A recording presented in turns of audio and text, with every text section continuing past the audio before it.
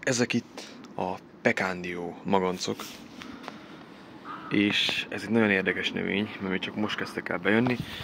Kettő kicsit különböző méret, van írja, ez a Wichita fajta, ez Texasból származik, ami azért egy picit melegebb környék, mint Magyarország, itt is láthatjátok ott a hó, de tökéletesen megvannak Magyarországon is. Ezekben az a különbség többi közül, hogy ezek a többi Pecandiótól abban eltérnek, hogy ezek önporzóak.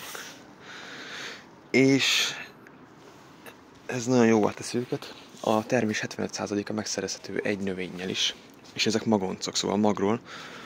Szerintem már ezeket a növényeket már csak azért megéri megvenni, hogy kiültetitek őket, és utána magukat leszeditek róla, a termést, és szaporítjátok, és kis csemetéket csináltok belőle, úgy, mint hogy csináltok egy sima dióval, és abból vissza tud jönni a növény ára, akár a 10-szerese is, 2-3 éven belül.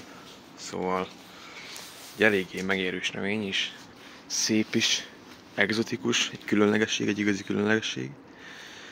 Nem mindenkinek van azért ilyenje, nem mindenki mondhatja el, hogy rendelkezik ilyen növényel. Igazából bármi kérdéssel legyetek felém, a kommentekbe írjátok meg, mert ezek nagyon új növények, senki nem hirdeti őket még, és konkrétan ez a jövő, ezek a pau-pau, pisztácia, pecandio, ezek a növények a jövő, és bármit szeretnétek róluk tudni, akár csináltok róluk egy összeszedettebb videót is, akár holnap vagy hónap után, akármilyen információ lehet bárkinek szüksége ezekkel a növényekkel kapcsolatban, mert tényleg nagyon érdekes növények és nagyon megérősek, főleg a receptek miatt, amiket lehet belőlük készíteni, mint az amerikaiak a pecan pie, az egy ilyen süti, meg a üzletekben is nagyon drága a pecandio, hát egy jó íze van ennek, és nincsen rá semmi károkozó, ha jól tudom. Szóval a mai világban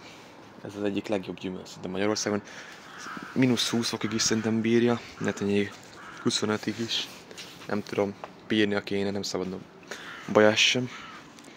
Bármilyen kérdésekkel estek a kommentekbe, kérem, iratkozzatok fel, mert ez a csatornára én szeretnék posztolni több videót, majd pisztáciáról is lesz videó, a kertben lévő én gyümölcseimről, fáimról.